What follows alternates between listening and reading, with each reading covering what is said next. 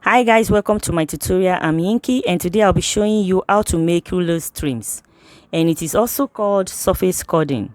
So these trims are prepared from cutting your fabric into strips of bias and using it to make tubes that can be used to design your garments. So of recent, Veekee Games used this method to embellish one of his wedding attire. So you can see in the picture, in the video above, you can see how it was used to design the garment, and it's really make it beautiful. So you can mix these cords with beads. After you have done the cording, you can still mix it with beads to bring out the beauty. So here, this is how it was designed at first before the cords were tacked on the surface. So I'll be showing you in this tutorial how you can achieve that, how you can prepare your cords, and also how to attach your cords to the surface. So without wasting much of our time, let's dive into the tutorial. So this is the material I'll be using to make the cords. So I'm marking 1/2 inch on fold. Make sure you fold your fabric on bias. Don't forget that you must fold your fabric on bias before you cut. So I have folded my fabric on bias and I'm cutting out on fold 1/2 inch, so that when I open it up, it will be 1 inch in width. So it can be as long as you want it, because we are going to use it to design it. It can be as long as you want it, but don't make it too long so that you'll be able to turn it out to the right side. So this is the right side. This is the right side of the fabric, and this is, I'm using a more, I want a tinier cord, tinier rope that I'm going to use to turn it to the right side. So that's why I'm not using this white. So I'll be going for the gold because it's tinier than the white. So I'll pass the gold in facing the right side of my fabric and fold it up like so. This method is always used to turn our straps. So I'll go ahead and stitch across like this. Make sure you reverse your stitch because you are still going to pull it so that it won't cut. So I need to stitch it across very well and reverse my stitch like 3 times or 4 times before I go ahead and stitch on a straight line like so. Make sure your rope is inside and stitch very close, because the rope that is inside is the size of your cord. It's automatically the size of your cord. So by the time you prepare this cord, and it will now turn to your Rouleaux trim. So you call it Rouleaux. It's a French word, and it's used to design garments in those days and make garment very beautiful. So after I have sewn it to the end like this, I'll prepare many strips like this. So I'll pull it. I'll begin to pull it. I'll pull it like so. Pull the rope. And while you're pulling the rope, you must be so very careful. That's why you need to run your stitch very well at the beginning. And I'll use this sharp object. You can use a turner, but I don't have a turner right now, so I need to use this edge. So I will use it to push this inward like so that I'll be able to grab it on the other side. So I'll push it in like so, and since I've pushed this in already, I'll be able to drag the remaining part towards this end. So just follow what I am doing, and the process is to turn our cord to the right side. So this is the process of turning our cord to the right side. So I'll make sure I secure my sewing allowance very well, and at the end of the day, I'll be able to turn it to the right side by pulling it like this. So I'll be pulling this through the rope that is inside. So I'll pull it. I'll go ahead and pull it until the rope comes out on the other end. I hope you get that. Until the rope comes out on the other end, I'll continue to pull it like this. So on the other end, make sure you pull the rope so that the rope will come out neat.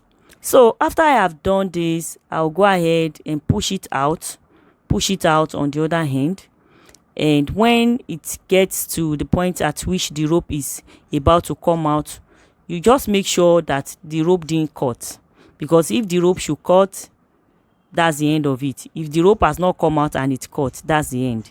So that's why when you start sewing, when you are stitching across, you must make sure you stitch very well. So at this point, I want to bring the rope out. So I'll bring the rope out like so. I'll bring the rope out. I'm trying to do that carefully so that the rope will not cut. So the rope is coming out. So I have my trims now. This is my Rouleaux trim. So, and I can also say this is my cord.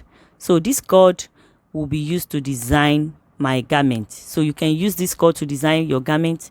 So the essence of putting that rope inside is it will guide you so that you will have a uniform measurement all through your sewing process. You have a uniform measurement, so you can make it as bigger than this. It depends on the design you want to make on your garment. So here is my transparent corset.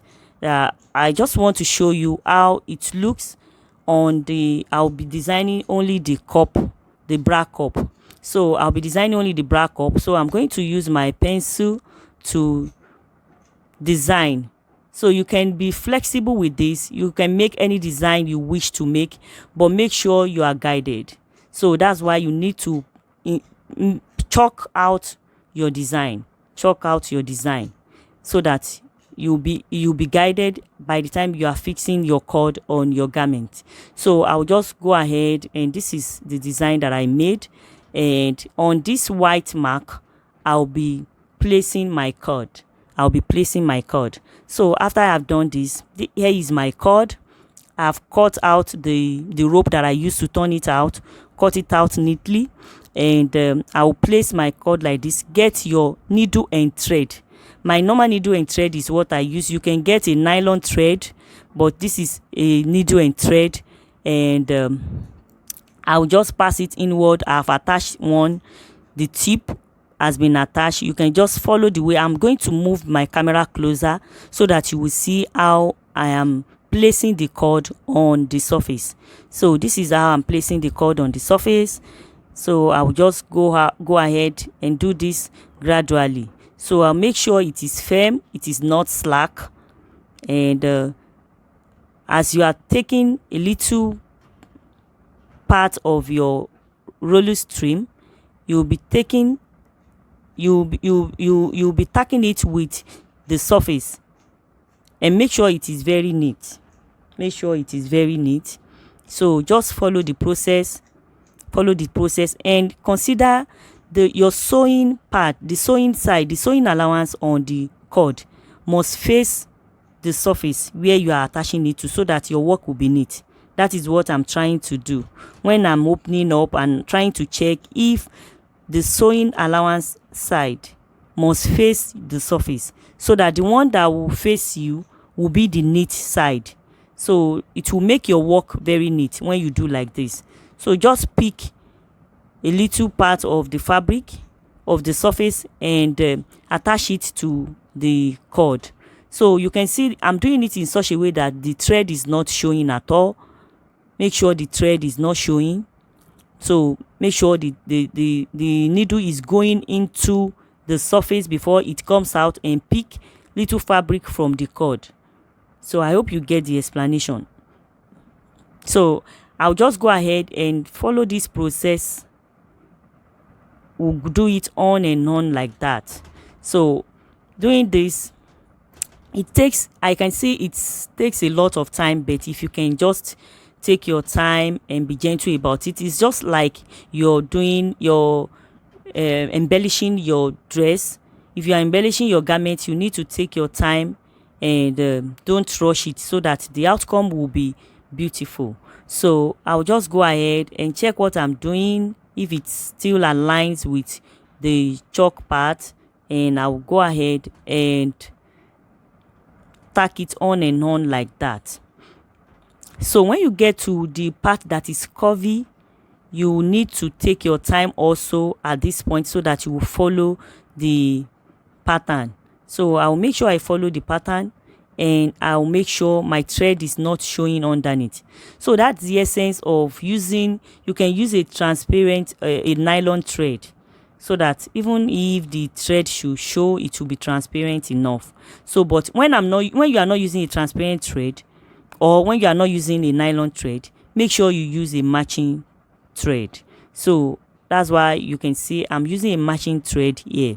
So I'll just go ahead and follow the pattern. Follow the pattern. You can see it's very simple and easy. It's very simple and easy. I'll pick a part of the surface and pick a part of the cord. So that's just the process. And make sure it's firm. Make sure whatever you're doing is very firm. So you pull your thread in such a way that it will be firm. So after I have done this, I'm almost, so after I have done this, be careful, because your thread may seem to tangle. So you need to be very careful when you are doing it. So I'll just go ahead and continue this process till I get to the end of the design. So after I have done that, I can now decide to use pearls, stones, any kind of ornaments to design, to bring out this sparkling effect, to add a sparkling effect to this design. So here I'll turn to the other side. I may decide to cut the cord. I will also teach you what you do to the end of your cord before I finish this tutorial. So but here I decide to turn it over to the other side. I decide to turn it over and continue tacking the cord to the surface. So here, let me just use my pin to hold it down before I continue. So I will just use my pin to hold it down so that this tutorial will be fast. I'll use my pin to hold it down all through, and after holding it down with my pin, then I will continue the tacking.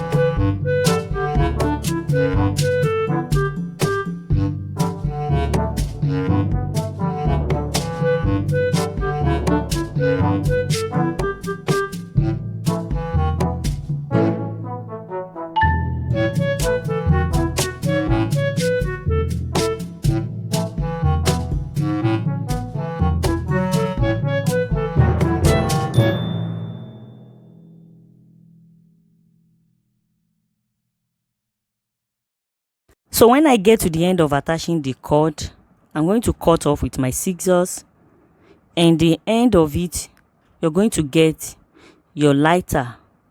Get your lighter and burn the edge. As you are burning the edge, you'll be using, you can take a piece of damp cloth and use it to hold it together so that it will have a firm edge, the way it is in this video.